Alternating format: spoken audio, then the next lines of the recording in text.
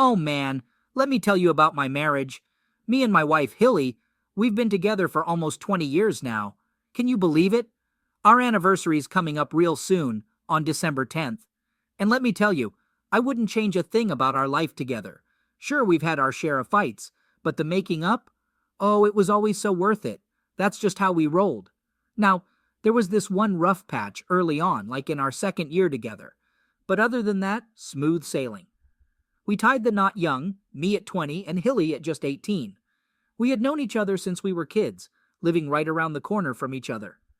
My older brother Bob had married Hilly's sister, Pam, a year earlier, so it felt like the natural next step for us. The challenge was that Bob and Pam had a baby within the first year of marriage, but we weren't so lucky. We went through tests, even though the doctors advised us not to stress and let things happen naturally. But Hilly's mom kept pushing us to start a family.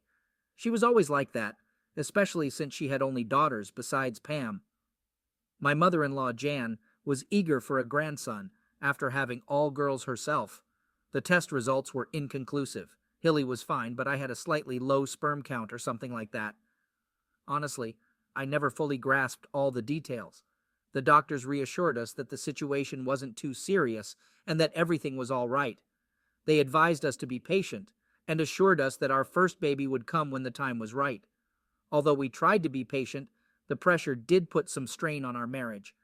Luckily, we didn't have to wait too long. In our third year of marriage, Hilly gave birth, just as the doctor had predicted. Linda arrived, a beautiful baby girl. It eased our worries about whether we could have children, and from then on, everything settled down, and our marriage became even stronger. We were more relaxed about it all. Soon after, Hilly became pregnant again, and finally, Tom was born. A son. The whole family was ecstatic. This doesn't mean we loved our daughters any less, but having a son felt extra special for us. I was the first to have a son, and I proudly told my big brother about it. He just smiled and told me to give him time. Well, he got his chance, and sure enough, the following year, they had their first son, too. 8 months later, we welcomed another son, Mike. It was like buses. You wait for ages, and then several come at once. With 2 brothers and 2 sisters, we lived like one big, happy family. Even when Hilly's other sisters got married, they became part of our close-knit family, too. It was wonderful for the children, and we always had someone to watch them when we needed. From what I could tell, the other couples were just as happy as Hilly and me, enjoying the simple joys of married life surrounded by loving family. We faced a few challenges, like when Bob had his work accident, and I felt like I was right there with him as they transfused my blood into him. He recovered, and I was fine too. We often joked in a brotherly way that we were now truly blood brothers. As our 20th anniversary approached, we wondered how to celebrate it. Bob and Pam had celebrated theirs the year before, and we all had such a great time that we decided to do something similar. We booked a private room at the local hotel for a big gathering of family and friends. But then, there was Linda, a beautiful 17-year-old girl, a younger and perhaps even prettier version of her mother. She had shiny dark brown hair and big green eyes that always caught your attention. She had a similar figure too, slim with nice legs and other features that maybe a father shouldn't think about too much. She naturally had a string of boyfriends, and the house always seemed to have one of them around, but she was level-headed, so we just rolled with it. Tom, I always thought, took after me a bit. Solidly built, and it suited him. He loved rugby, just like Bob and I did at his age, and at almost 16, he was already a regular player at fly half for his school's first team. And then there was young Mike, the youngest. Maybe he was going through a rough patch, not being as good at sports as Tom, or as popular as Linda. Poor Mike wasn't having the best time. Nothing serious, you know. He was very smart, probably even smarter than the other 2, and did really well in school, just acting like a typical, totally incomprehensible teenager. That day, maybe I should have been more understanding. Maybe I should have overlooked the mess he'd left on the dining table. Maybe I should have just cleaned it up for him. But did I? No. You're not going out until you've cleaned up that mess, Mike, I told him firmly. I'll do it later, he replied, sulking. You'll do it now, Mike, I said firmly. Why are you always singling me out? He shouted back, losing his cool. I'm not, I replied sharply. You're part of this family, and you'll follow our rules like everyone else. Who's gonna force me? Mike nearly cried, really losing his temper. I will, I retorted, starting to lose my patience. I'm your father, and you'll do as I say. My father, huh? He yelled back. You sure about that? I froze in shock, my next words still stuck in my throat, stunned by what he said. Sorry, Dad, Mike quickly interjected, his face pained. Sorry, Dad, I didn't mean to say that. I'll clean it up right away. With that, he looked away from me and quickly tidied up the table, gathering the books and other items he had left there. Within minutes, everything was cleared, and he hurried out of the room without saying another word, leaving me lost in my thoughts, wondering if my world was about to crumble. The problem, of course, was that Mike had always been so different from the other two, more studious, more serious, but less outgoing than his older siblings. I often wondered why he was so different, and had even discussed it with Hilly, but she just shrugged and told me I was imagining things. Was I? Had I been? What made Mike say that? If he had just yelled it in anger and walked away, I would have been upset, but that would have been it. But he was so quick to apologize and take back his words. Why? What did he know that I didn't? Oh no, I didn't want to entertain the thoughts racing through my troubled mind at that moment. My initial impulse was to go find Hilly and demand answers. But what good would that do? What would I say? I couldn't just accuse her of cheating on me. If she had, she'd deny it, and if she hadn't, how would she ever forgive me for doubting her? Besides, it had been 16 years or more ago. But did that even matter? Was it still happening? My stomach churned, and I felt nauseous, and I still didn't know if I had reason to worry. Oh God, what a terrible day it was. Blood types. That's it, I thought. Without hesitation, I went to our study and found the kids' medical records. Linda, Tom, and Mike, all O positive, which, from donating blood to my brother, I knew was the same as mine.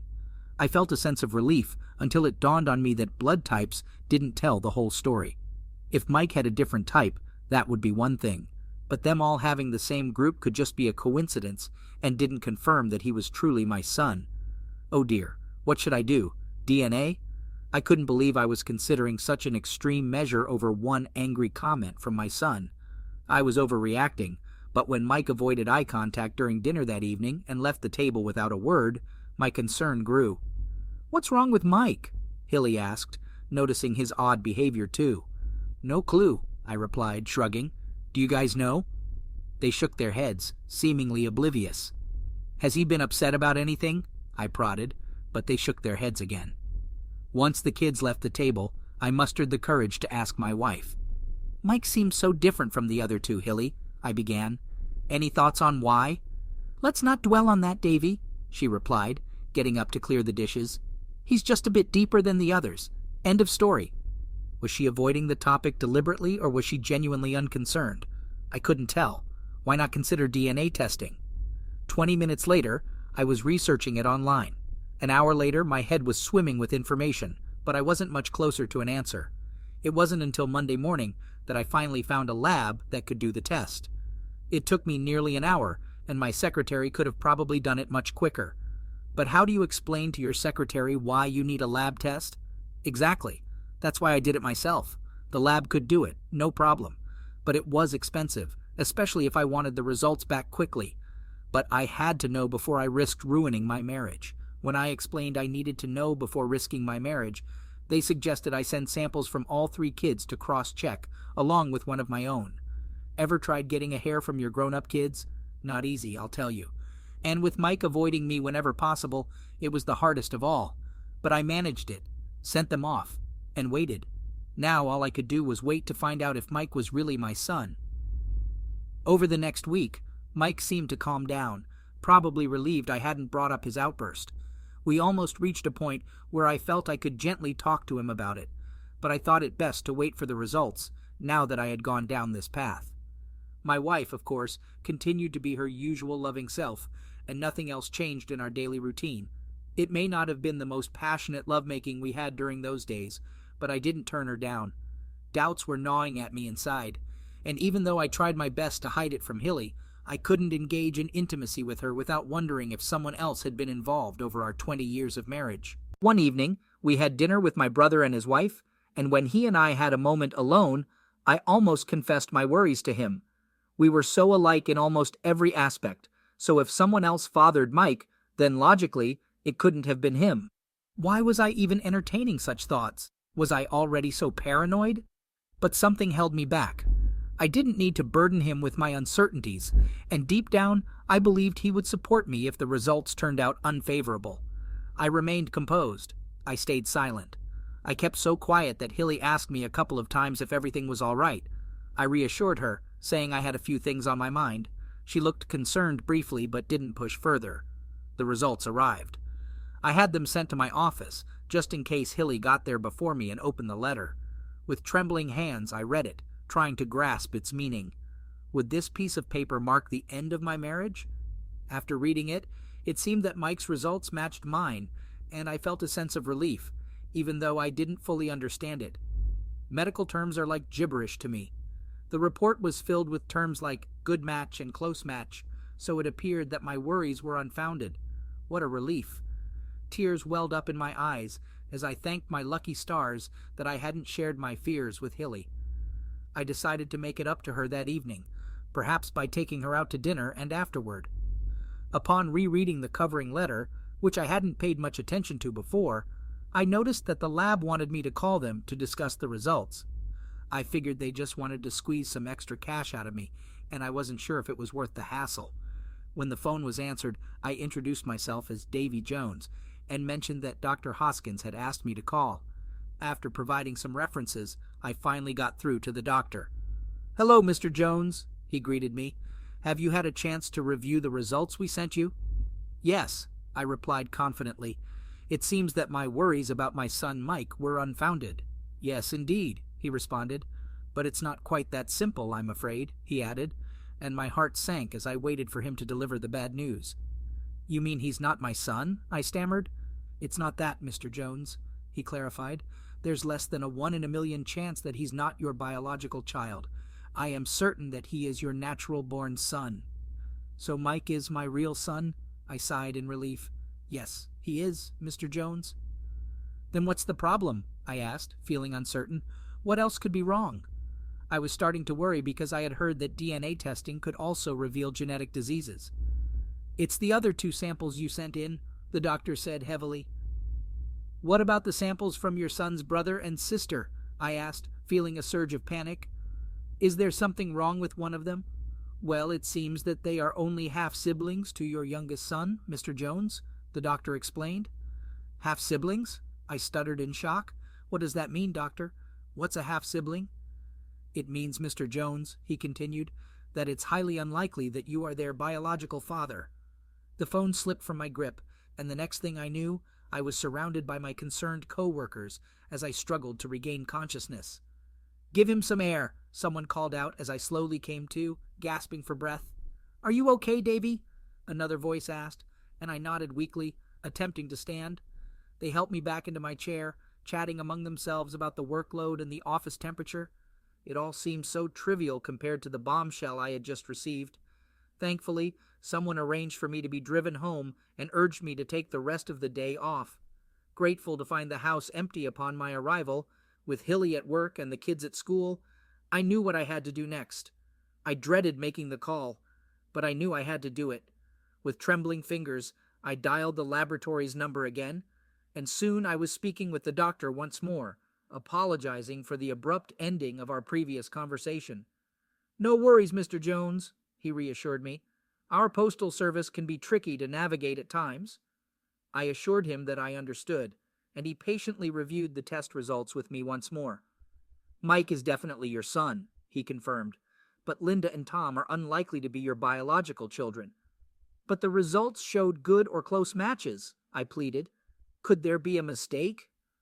"If we had only one sample, we might request another for verification," he explained.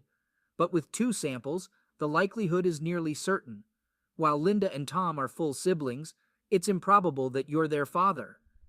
"But you said the matches were close," I insisted, clinging to a glimmer of hope. "What does that mean?" "Do you have a twin or a brother, Mr. Jones?" the doctor cautiously inquired. "Or perhaps another relative?" "My brother!" I exclaimed, a surge of excitement coursing through me. "What does my brother have to do with this situation?" "You'll have to come to your own conclusions, Mr. Jones," the doctor's voice droned on. But I wasn't really listening anymore. My world had suddenly shattered into pieces. What should I do now? End my marriage? Sever my lifelong bond with my brother? You can't choose your family after all. Should I just pretend I didn't know anything? Keep living a lie? I couldn't bear it. And what about Mike? He knew something was wrong, but he had the wrong idea. From now on, I'd see my son in a different way, but I couldn't love Linda and Tom any less. They were my kids, no matter whose genes they carried, and no piece of paper could change that. But what about Hilly? That was the real question. What about that witch? And my jerk of a brother, too. And Pam, my sister-in-law. How would they react to the news? How would the rest of the family handle it? So many questions were swirling in my head. Oh God, this was all so complicated, and I didn't feel ready to deal with it. I vaguely remember stepping out of the front door and starting to walk down the street, but the next thing I knew, I was waking up in the hospital with bandages all over my arms. I had stumbled in front of a car while completely wasted, but I didn't remember any of that at the time. Davy, are you all right? I turned to see who had asked, but it hurt. It hurt like crazy. Then I recognized the voice and realized it was my ex-wife speaking to me. Not really, not yet anyway, I replied. She was still my wife. I didn't say much, couldn't find the right words. What was I supposed to say? Hey, honey, just found out 2 of our kids aren't mine, and you've been messing around with my brother. How was your day? What's for dinner? Yeah, that didn't sound quite right, did it?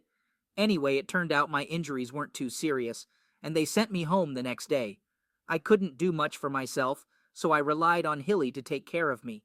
It gave me time to think, time to plan. But honestly, it felt like a waste of time because I still didn't know what to do. The main concern now was Mike and the other 2 kids. Whatever decision I made had to be in their best interest, even if it meant sacrificing my own. Hilly's needs came last from then on. All I knew was our 20th anniversary was coming up, and the room was booked for our big dinner. I had to figure things out by then. Within about a week, I was more or less back to normal, at least physically. Everything seemed to fall back into place while I contemplated my next move. But Mike was different. He seemed like he was on the edge, just the right age to act out. You should talk to him, Davy, Hilly said one evening. I don't know what's bothering him. He doesn't seem to want to talk to me anymore. I'll have a chat with him, I promised. Any idea what's going on with him? She asked me. I've got a few ideas, I said shortly. Want to talk about them, Davy? She asked. Not really, I replied, catching her off guard. The chance came the next day when I found him alone in his room and he couldn't avoid me. Want to talk about what's bothering you, son? I began gently. He just shook his head, not wanting to open up. Is it about the other day, Mike? About our relationship? I pressed, noticing a maturity in him that surprised me. You don't understand, Dad, he challenged me. I might know more than you think, son, I countered, trying to keep a smile on my face. Then why don't you do something about it, Dad? He pushed back. Why do you let them get away with it? Wait, this wasn't going the way I expected. It seemed like we were talking about something else entirely. Get away with what, son? I asked, confused. You really don't know, Dad, he repeated. Apparently not, son, I admitted. It's Mom and Uncle Tim, Dad, he whispered. When you're at work, once a month or so, it's so embarrassing.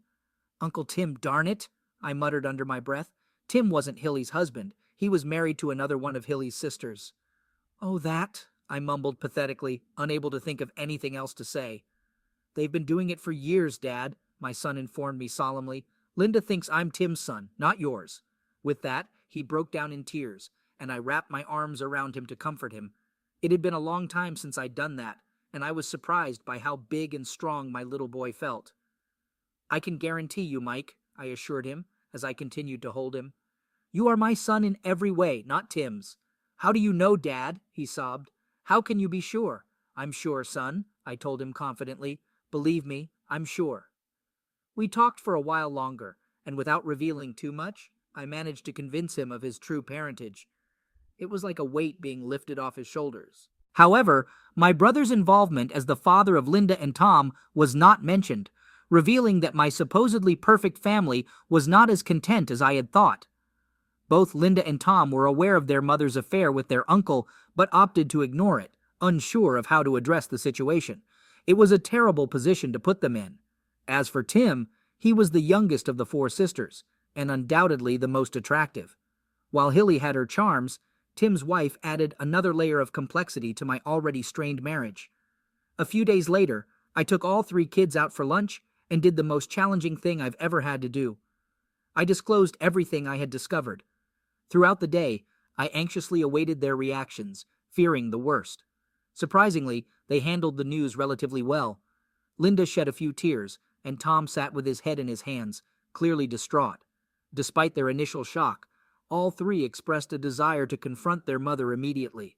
However, I convinced them to hold off, as I needed to sort out a few things first. All 3 of them pledged their love and loyalty to me, and were close to cutting ties with Hilly for good. I managed to dissuade them from that, reminding them that despite her mistakes, she had always been a caring mother to them. I spoke about her in a way that didn't quite match my true feelings, especially after hearing the kids' revelations. According to them, Hilly, my supposedly loving wife, had been involved in some kind of relationship with her brother-in-law Tim for a while. However, it probably wasn't long enough for him to be Mike's father. The once-a-month claim might have been an exaggeration too, but none of us were certain. One thing was clear, though. The kids felt relieved to finally share their burden, and all 3 of them shed tears. Yes, even Tom joined in as we gathered together that evening. Let me correct that last statement. All 4 of us shed tears. I craved revenge, but I had to find a way to seek it without causing pain to my children. And yes, I chose my words carefully. I meant it when I said I needed revenge. I meant it for him, and yes, I meant it for my children. I pondered for a while, but couldn't come up with a grand scheme for revenge. It seemed like a direct confrontation was my only option. Luckily, I had the upcoming event to do just that, the 10th of December. Our family had gathered, as families do. With my parents gone, Bob and I were among the older ones. That night, 39 of us sat down for the celebratory dinner, mainly Hilly's side of the family, along with some of our mutual friends. They said the meal was good, but for me, it might as well have been cardboard and dishwater. Then came the speeches. Here we go, I thought. Was it the end? Or perhaps just the beginning? I was sweating buckets and trying to calm my nerves with deep breaths. What I had to do wouldn't be easy, but it had to be done. Welcome, everyone, I began, starting with some small talk. Then, I steered the conversation towards celebrating 20 years of marriage with my wife, Hilly. But there were some very interesting and personal things about our marriage that I needed to share with everyone. And that's where things were about to get interesting. Laughter filled the room, and there were a few jokes about our bed life. Hilly blushed, thinking it was all in good fun, but little did they know how mistaken they were. As the laughter settled, Linda stood up abruptly, followed by Tom and then Mike, without a word to anyone. The whole table watched, bewildered and curious about what was going on. "Come back here, all 3 of you," Hilly exclaimed, jumping up. "Don't be disrespectful to your father." Only Tom glanced back at his mother with a sad shake of his head before joining his siblings outside. "David," Hilly called to me, desperate for me to intervene. "Do something. Tell them to come back right now." "It's all right, dear," I responded firmly. "They already know what I'm going to say, and since it concerns them, maybe it's best they're not here." Hilly looked shocked at my response, first surprised by my defiance, then worried as she tried to understand my motives. "Sit down, Hilly," I commanded firmly, my tone leaving no room for argument. "As I was saying," I continued, scanning the faces around me, "I've had 20 years of what I thought was a perfect marriage until a few weeks ago." I paused for effect, feeling the tension in the air. Some looked puzzled, others still wore smiles, expecting a joke, but many seemed concerned, surprising me. "Imagine my shock," I went on when no one spoke up, "to discover that Linda, my beloved daughter, is not biologically mine." Hilly couldn't hold back her sobs, her hands covering her face, breaking the silence. "Would you like to tell everyone who Linda's real father is, Hilly?" I asked, but she remained silent, only her crying disrupting the quiet. "Fine then," I pressed on. "Does anyone else want to confess who's been with my wife behind my back?" No one dared to speak, and I stood there, my gaze sharp and accusing, surveying the stunned faces of my family and friends. As terrible as it sounds, there was a strange satisfaction in exposing those who had deceived me. They had no idea how much I had uncovered. I couldn't resist giving my brother Bob a stern look, and he visibly squirmed under my gaze, knowing he had been caught. "No one's going to confess?" I challenged them. Do I have to reveal the truth? Then, to my surprise, Bob's wife Pam stood up abruptly. It's not what you think, Davy, she exclaimed, distressed. It wasn't an affair. We just had love a few times to help Hilly get pregnant. The whole family had been eager for a boy, especially my mother, and it seemed doubtful that I could father a child. If someone had dropped a feather at that moment, it would have knocked me over. Pam knew. She knew about her husband, my brother, fathering my daughter. Looking around the table, I saw it divided into two camps. Some were shocked, while others seemed unsurprised. Friends who were unaware and family members who mostly seemed to be in the loop.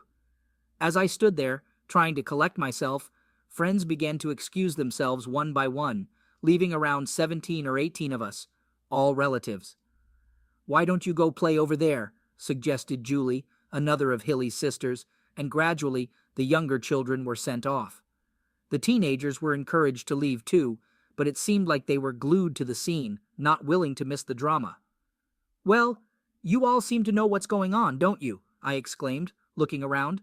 You're all aware of this mess, except maybe the kids here. A couple of husbands appeared confused, but nobody denied it.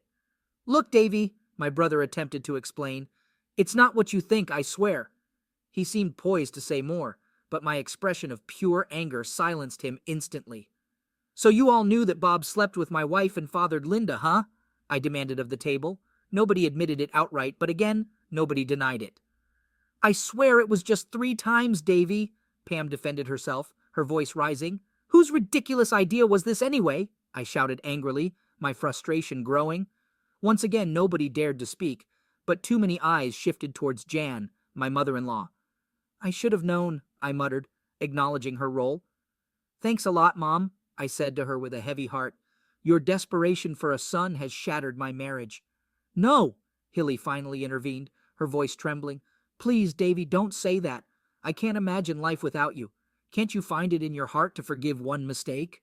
One mistake? I echoed incredulously. Just one mistake? Yes, honey, Hilly pleaded tearfully. It was only that one time. It seems so foolish now, but back then, Mom's plan made sense. And what about Tom? I pressed her, my tone firm.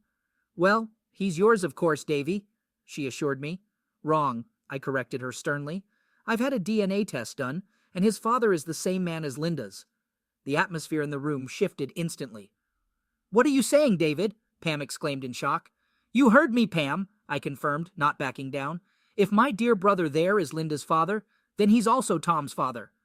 Silence hung heavily in the air as this revelation sunk in. You scoundrel, Bob, Pam snapped at her husband, her voice trembling with anger. You promised me this wouldn't happen. And then you went off and slept with that woman again, Bob muttered, avoiding eye contact, clearly regretting his actions. And you traitor, Pam yelled at Hilly, her voice seething with anger. I agreed to let you have my husband just that one time, and then you continue sleeping with him. With that, she marched 3 steps towards her sister and slapped Hilly hard across the face. You deceitful cow, she spat, striking Hilly repeatedly until someone intervened and pulled her away. Tears streamed down Pam's face as she was restrained. Are you satisfied, Mom? I demanded, glaring at Jan, but she remained expressionless. So who else has been betraying me? I challenged the room, locking eyes with Tim, who sat across from me. You scoundrel! Julie screamed beside me, shocking me with her outburst. It's true what they said. You did sleep with her that night at the party. Confusion filled the air as Julie turned to her husband Ted, who sheepishly admitted to the accusation. And you, my dear sister, Julie turned her fury towards Hilly, have you slept with all your brother-in-laws, you shameless woman? Well, she certainly had her way with Tim over there, I interjected, a sense of satisfaction creeping in. Tim's feeble attempts to deny the accusations only fueled the chaos, leading to Julie delivering a swift blow to his nose. Don't bother coming home tonight, she yelled at him. In fact, don't ever come back. Pam unleashed her fury on Bob. I'm divorcing you, and I never want to lay eyes on you again. The 3 upset sisters linked arms and headed for the door. You're no sister of ours, they yelled back at Hilly as they stormed out. Feeling pleased now, Jan? I confronted my mother-in-law. But she remained stoic, staring straight ahead as Hilly continued to cry into her arms. Finally, my father-in-law Alf spoke up. I'm sorry, Davy, Alf, he began, his voice heavy with regret. If only I had known. He trailed off, unable to find the right words, but he was the only one who made any attempt at an apology. Then, Brother Bob approached me, his hands outstretched, a look of profound shame on his face. "David," he stammered. "David, what can I say?" "Nothing, you scoundrel," I retorted, my words lacking real force. I swung at him, catching him on the chin with little strength behind it.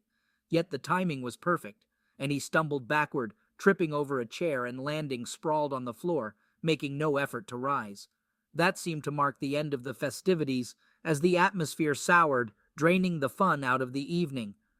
Hilly didn't return home that night, and after grabbing a few things, she never returned. The kids were adamant about not speaking to her for a while, despite my own feelings of hatred towards her. However, I had to prioritize the well-being of the kids. Eventually, they softened and allowed her back into their lives, but things were never the same. I remained dad, while she became more like a distant figure. The family was torn apart. Two of the sisters who left that night filed for divorces, leaving only Pam to stick with Bob. However, she gave him a rough time, believing in giving him a taste of his own medicine. Pam showed up a couple of nights later when the kids were out, and her intentions quickly became clear. Whether it was revenge or a way to get back at me, I never found out, but I certainly got my payback. There was no love or tenderness. We just engaged in a physical frenzy for hours. It felt strange, like being intimate with my wife, but different.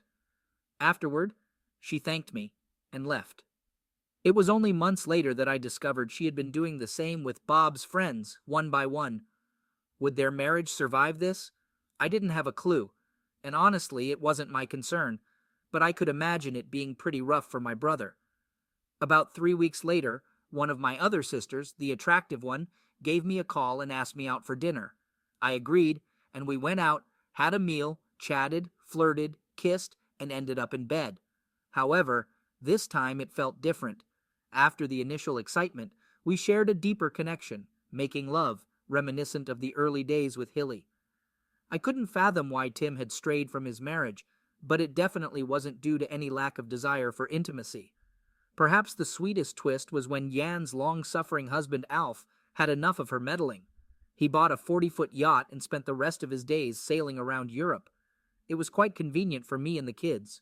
We often joined him for sailing trips, exploring places like the south of France, Mallorca, and the Canary Islands, creating cherished Linda-crossed paths with a young Spaniard while sailing, and eventually tied the knot with him. He hailed from a family that owned one of Europe's largest boat marinas, which turned out to be quite advantageous. As for the boys, they're taking their time and not rushing into marriage too soon, perhaps learning from their father's experience. They've got plenty of time ahead of them. As for me, I don't have much contact with Hilly, but the kids keep me updated. Apparently, she's taking life one day at a time and often inquires about me. I just nod in response. Oh, and as for my own love life, I'm considering giving marriage another shot, but this time, I'm looking inward. There's a mutual affection between us, but we're both a bit cautious. Time will tell. I want to be certain that I'm not getting married partly out of spite toward Hilly, although I must admit, the thought of her reaction if I did tie the knot again brings a smile to my face.